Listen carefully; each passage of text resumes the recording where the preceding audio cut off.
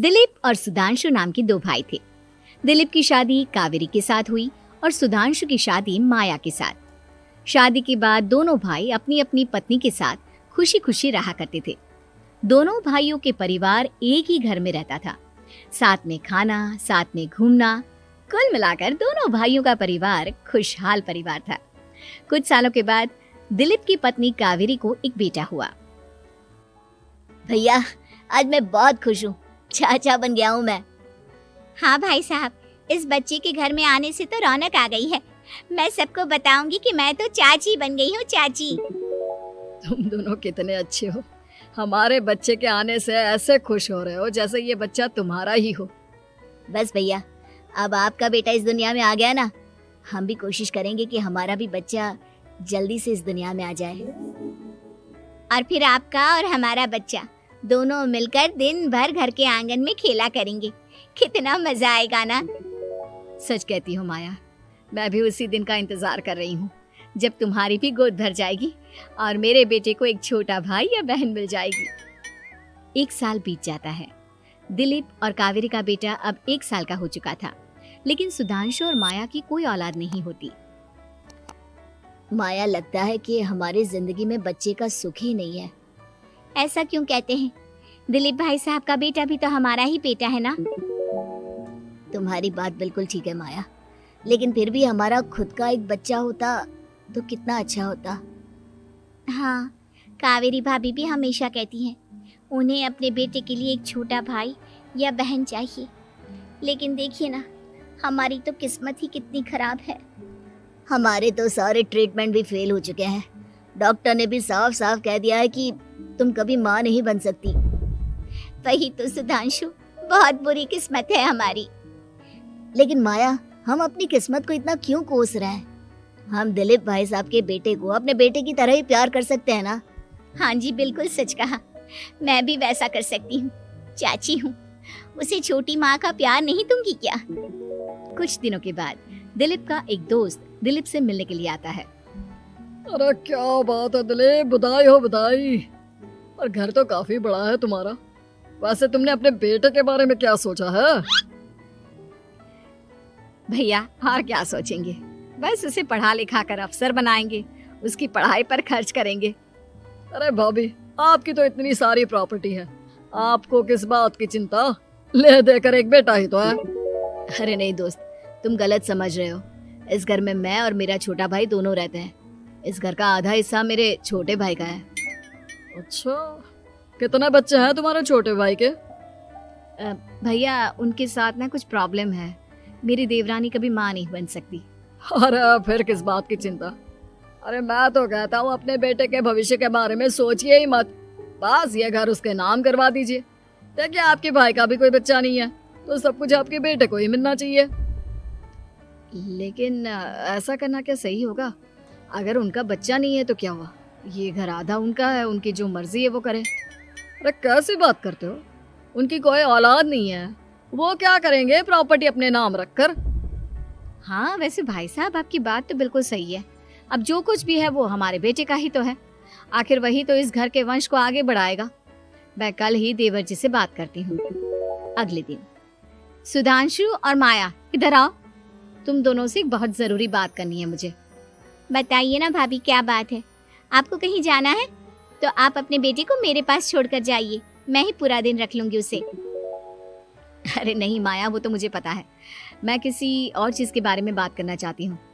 बताइए ना भाभी, क्या बात है? देखिए देवर जी, आपका कोई बच्चा है नहीं, लेकिन मैं जानती हूँ कि आप हमारे बेटे को अपने बेटे की तरह ही प्यार करते हैं।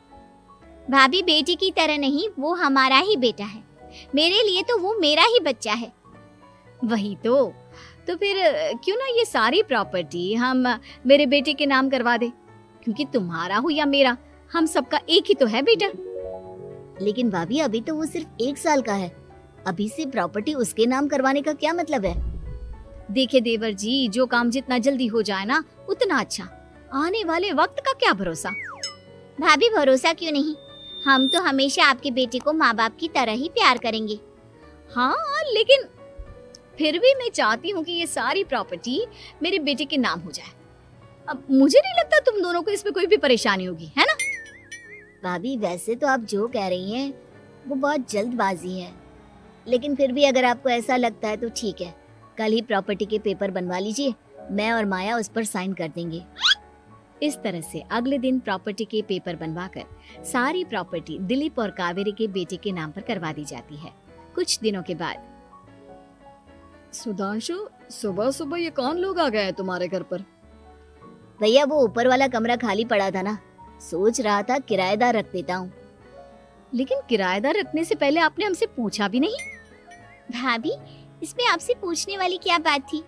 हमें एक ही कमरे की जरूरत थी, इसलिए सोचा दूसरा कमरा किराए पर दे देते हैं, कुछ इनकम हो जाएगी। अरे माया, ये सारी प्रॉपर्टी अब मेरे बेटे के नाम पर है और यहाँ पर जो कुछ भी होगा उसके लिए तुम्हें मेरी या दिलीप की परमिशन तो लेनी पड़ेगी ना। हाँ सुधांशु, तुम्हारी भाभी ठीक ही तो कह रही है। अब देखो, तुमने खुद अपने हाथों से ये प्रॉपर्टी हमारे बेटे के नाम की है, वह अभी बहुत छोटा है, तो इस घर से रिलेटेड सारे फैसले तुम्हें हमसे पूछ कर लेने चाहिए। भाभी, हमें तो लगा था कि आप हम लोगों से बहुत प्यार करती हैं, लेकिन आप तो हमारे साथ भेदभाव करने लगी। अरे, इसमें भेदभाव करने वाली क्या बात है? और मैंने कौन सा तुमसे कुछ गलत मांग लिया? अरे ले देकर मेरा बेटा इकलौता इस पूरे वंश का वारिस है, सब कुछ उसके नाम है। तुम्हें इस बात से जलन क्यों हो रही है? भाभी, माया को जलन नहीं हो रही, वो तो बस ऐसे ही कह रही थी। सब जानती हूँ मैं, इसकी खुद की तो कोई औलाद पैदा नहीं हुई, बस इसीलिए जब देखो तब मेरे बेटे पर बुरी नजर डालती रहती है। देखो माया, कावेरी तुमसे बड़ी है, वो जैसा कहती है वैसा करो। और वैसे भी इस घर पर अब तुम लोगों का कोई अधिकार नहीं है, वो तो हम लोगों की भलाई समझो जो तुम्हें अभी तक यहाँ रहने दिया है। भैया, आप इतने कैसे बदल गए? इस प्रॉपर्टी ने आपके दिल से हमारे लिए प्यार पूरी तरह खत्म कर दिया है क्या? इसी तरह वक्त बीतता जाता है और देखते देखते दिलीप और कावेरी का बेटा प्रणव 25 साल का हो जाता है और उसकी नौकरी लग जाती है। पापा, आज मेरा अपॉइंटमेंट लेटर आ गया है, मैंने सिंगापुर में जॉब ज्वाइन कर ली है। लेकिन प्रणव, विदेश में नौकरी करने जाने से पहले तुम्हें कम से कम अपने मम्मी पापा से एक बार पूछना चाहिए था ना। इसमें पूछने वाली क्या बात है माँ? मैं सिंगापुर जाकर जॉब करना चाहता हूँ तो करना चाहता हूँ। देखो प्रणव, हमने तुम्हारे लिए इतनी सारी प्रॉपर्टी यहाँ पर रखी हुई है, उन सब का क्या होगा? यहाँ रहो, बिजनेस करो। सॉरी पापा, मैं यहाँ रहकर कोई बिजनेस नहीं करने वाला, और ये जितनी भी प्रॉपर्टी आपने मेरे लिए संभाल कर रखी है ना, ऐसे ही किसी को दान में दे दीजिए, क्योंकि मैं सिंगापुर से वापस इंडिया आकर कभी नहीं रहने वाला।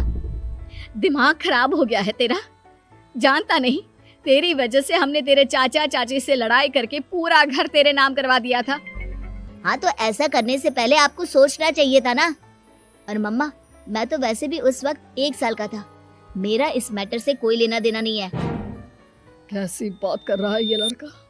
अरे तेरी वजह से अपने छोटे भाई से दुश्मनी लेकर बैठा हूं मैंने तो उसे घर से भी निकाल दिया। जानता नहीं तू, बाजू वाले घर में एक छोटा सा कमरा किराए पर लेकर रहते हैं तेरे चाचा चाची, और ये सब मैंने तेरे लिए किया।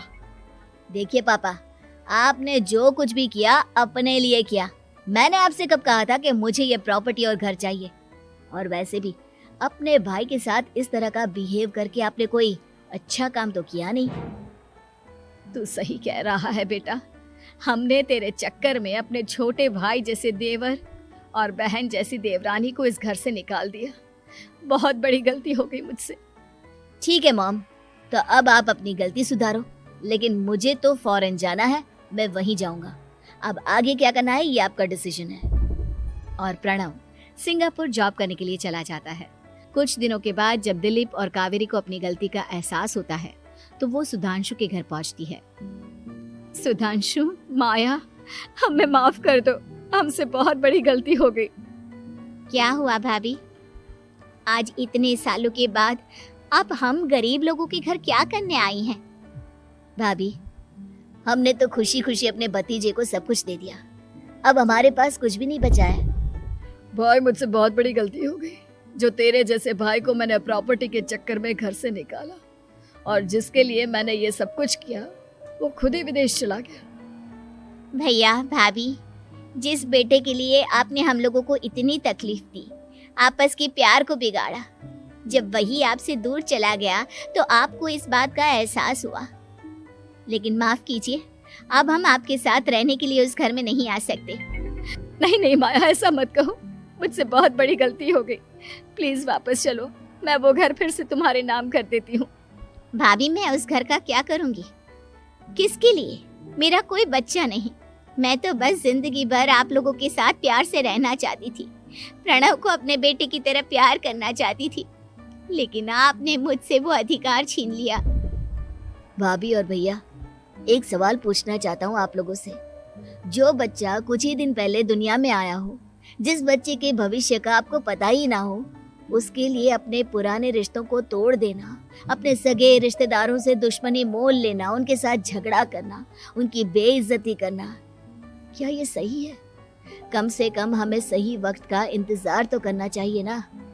सिर्फ प्रॉपर्टी के लिए अपने सगे भाई को घर से निकाल दिया, वो भी अपने 1 साल के बेटे के लिए। क्या ये वाकई में सही था? जवाब दीजिए मेरी बात का।